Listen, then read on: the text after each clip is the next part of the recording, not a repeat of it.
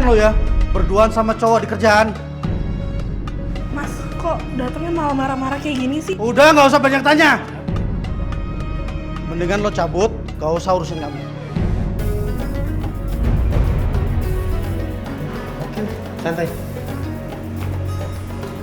Oh, jadi lo pulang telat terus, lo habis nyanyi ngelayan cowok-cowok. Mas, bisa kan gak usah marah-marah di tempat kerjaan aku?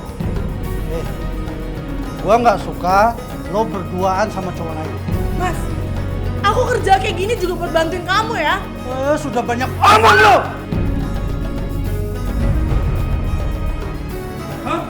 Lo sekarang sudah jago ngomong ya? Jago ngomong lah ya. Apaan sih Mas, kok kasar banget? Lo nggak usah ikut campur. Nah, sekarang lo pulang ikut saya. Dan nggak usah kesini lagi. Gak mau! Udah nggak usah kesini lagi. Ayo pulang. Pulang. Cemburu lu berlebihan itu, Ustaz. Iya, gitu. Begini, Mas Farid ya. Ini saya bisa merasakan ya penderitaan dari Mbak ini ya. Jadi Mbak, ini satu hal kalau nanti ke depan Mbak itu menghadapi persoalan-persoalan seperti ini. Jangan diselesaikan sendiri, Mbak ya.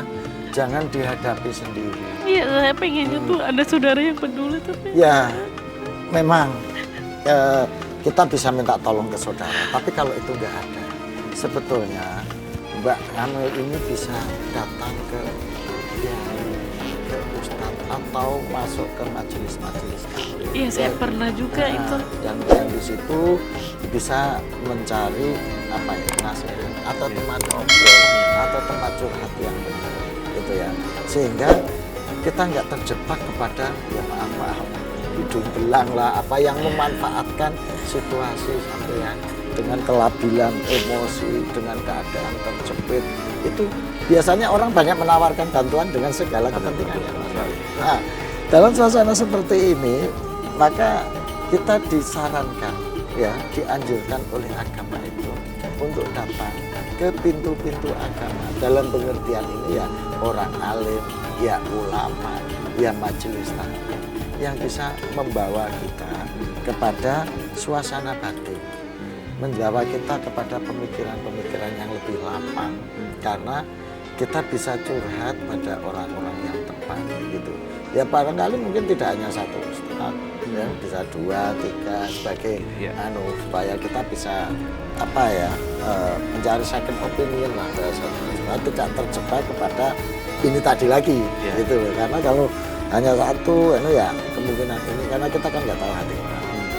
Jadi saya sarankan kalau suasana seperti itu ya, tanya, mungkin bisa ketemu Mas Haris, datang ke Mas, ketemu ini, bisa ketemu yang lain lagi gitu.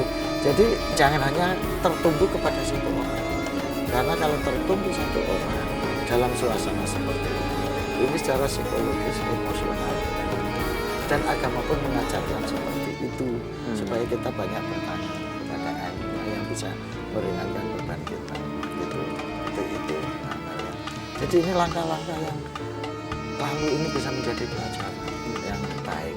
Apalagi tadi Mbak Amel ya, sudah berupaya mencari jalan baru ya, dengan kita punya potensi tarik suara, punya potensi pengaruh.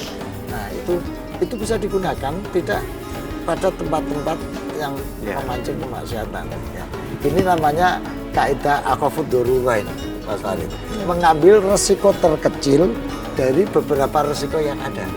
Nah, misalnya resiko di klub malam, resiko di karaoke, resiko di hajatan. Ini masing-masing ada resikonya. Nah, kita ambil yang terkecil, yang resikonya terkecil, tetapi ya bisa membawa manfaat yang lebih besar. Jadi saya sarankan Mbak Amel seperti itu. Pelan-pelan ya, mungkin dari segi hasil banyak di situlah. Ya, ada sawerannya, ada tipnya, ada apa.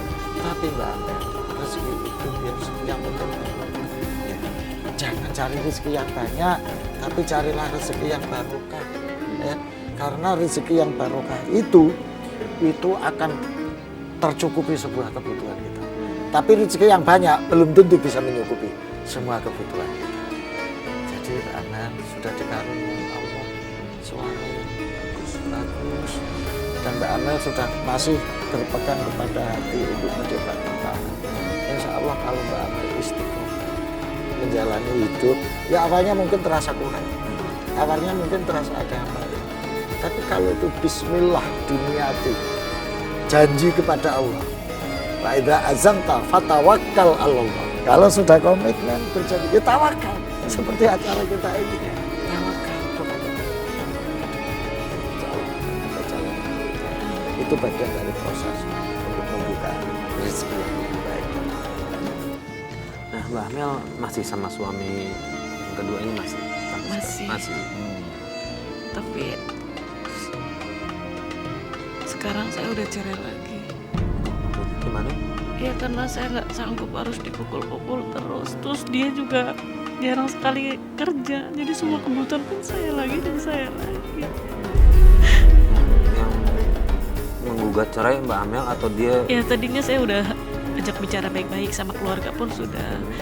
Sebenarnya tidak ada niat untuk bercerai, saya hanya ingin introspeksi diri masing-masing untuk sementara aja. Tapi dia tetap nggak mau pisah dan nggak mau pergi. Aku cuma minta waktu hanya beberapa bulan mungkin, atau sampai benar-benar aku yakin saya masih bisa bertahan gitu loh. Tapi dia tetap nggak mau dan malah semakin menjadi. Kadang saya itu dikurung di rumah, dikunci dari luar karena dia ketakutan saya pergi. Padahal saya nggak suka pergi-pergi dengan teman-teman, nggak suka, sampai saya pun nggak punya teman karena aku tahu suami saya itu nggak suka saya terlalu bergaul kan. Jadi saya memang nggak pernah keluar tanpa dia. Artinya gini, mohon maaf, saya ulang, Mbak Amel sudah bercerai dengan suami ini atau belum? Sudah bercerai. Suami kedua ini juga udah bercerai. Sudah bercerai. Sudah bercerai. Oke, nah kemudian setelah bercerai bagaimana kehidupan Mbak Amel? Ya seperti cerai pada saat itu saya kan punya anak juga dari yang ini. Oh, ada anak dari ini?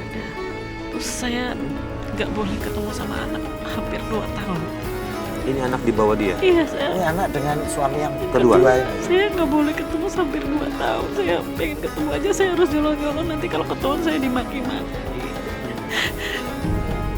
Ya terus habis itu saya urus asuhnya. Jadi sekarang anak udah sama saya lagi. Udah sama? Ya udah sama saya, udah nggak pernah nafkain lagi. Nggak anak lain? Berarti 2 anak menjadi tanggungan Mbak Amel sekarang ini ya, dengan istri, suami yang pertama atau kedua. suami yang kedua. Ada di dalam tanggungan Mbak Amel untuk nafkahnya, kebutuhannya dan lain sebagainya. Ya nggak ada. Dua-duanya nggak ada yang nafkain. Iya, berarti itu menjadi tanggungan Mbak Amel sekarang ini ya, harus nanggung 2 orang itu. Suami Lalu, tidak. setelah itu kemudian Mbak Amel menghidupi keluarga lagi dari mana? Alhamdulillah, anak saya kan yang gede di pondok pesantren. Oh, yang pertama Ya, dari yang suami pertama. Jadi sekarang saya benar-benar total ke panggung-panggung aja. Panggung-panggung aja. Yang penting saya bisa bayar biaya anak saya sekolah dua-duanya, anak-anak saya bisa makan, itu aja. Nah, di sini mumpung ada Pak Ustadz, mungkin ada apa yang Mbak Amel ini tentang Pak Ustadz yang masih mengganjal dari Mbak Amel atau saya ingin nanya apa? pengennya bagaimana? Ya saya hanya ingin benar-benar berhenti total dari kerja malam, biar saya yakin bahwa saya itu bisa cari makan tanpa harus dikerja malam, bisa hidupin anak saya. Jadi gini Mbak Amel, berjanji, bertekad dalam diri Mbak Amel, aku akan bekerja yang baik, yang halal, yang benar, dan akan meninggalkan pekerjaan-pekerjaan yang berisiko, yang penuh maksiat. Ini semua saya lakukan demi anak-anak saya, masa depan saya. Berjanji kepada Allah. Mbak Amel bangun tengah malam, sholat hajat, ya. Dalam sholat hajat itu 2 rakaat. Yang rakaat pertama setelah baca Fatihah, baca surat Inna Anzalna fi Lailatul Qadr, surat Al-Qadr. Rakaat kedua baca Alam Nashrah Laka Sadrak. Setelah baca surat Fatihah, itu rakaat kedua. Ya. Setelah sholat itu kemudian baca istighfar 100 kali, sholawat 100 kali. Baru Mbak Amel berdoa, ya Allah, saya sebut nama Amel binti Fulan.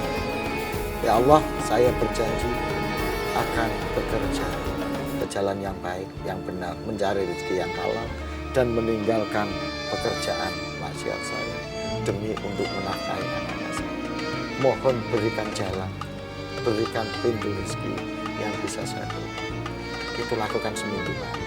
Ya, mudah-mudahan dengan cara ini nanti pintu rezeki terbuka, jalan terbuka, sehingga Mbak Amel entah dari mana caranya, mungkin ketemu teman, mungkin ketemu apa, yang Mbak Amel bisa tunjukkan bakat-bakat yang lain. Tapi syaratnya harus satu, ini harus diterima secara ikhlas. Jangan sampai nanti kayak tadi sudah bekerja rumah tangga pengen ketemu anak. Ya kalau namanya orang kerja juga harus ada pengorbanan, ya, ada keikhlasan untuk menunda kesenangan-kesenangan yang lain. Itu ya Mbak Amel. Coba dilakukan karena anaknya sudah di pesantren sudah bagus. Itu menjadi tabungan Mbak Amel. Ya, mudah-mudahan ketemu jodoh lagi yang baik, yang yang soleh, yang bertanggung jawab, bisa menjadi imam bagi Mbak Amel dan menjadi orang yang baik. Itu juga bisa dimasukkan dari bagian doa yang tadi Pak. Iya, diberikan pasangannya. Nah, lebih yang baik. baik, yang soleh, yang bisa menjadi imam dalam rumah tangga. Baik, Pak Masih Ustadz. banyak Mbak Amel masih banyak. Ya. Baik Pak Ustadz, terima kasih atas semua nasihatnya dan mudah-mudahan Mbak Amel apa yang tadi sampaikan Pak Ustadz bisa segera diamalkan dan saya juga bantu doa mudah-mudahan kedepannya kehidupan Mbak Amel jauh lebih baik lagi. Amin. Dan pemirsa, akhirnya sampai di sini Tawakal. Terima kasih atas kebersamaan Anda. Saya Farid Hasan undur diri. Wabillahi taufiq wal hidayah. Wassalamualaikum warahmatullahi wabarakatuh. Waalaikumsalam.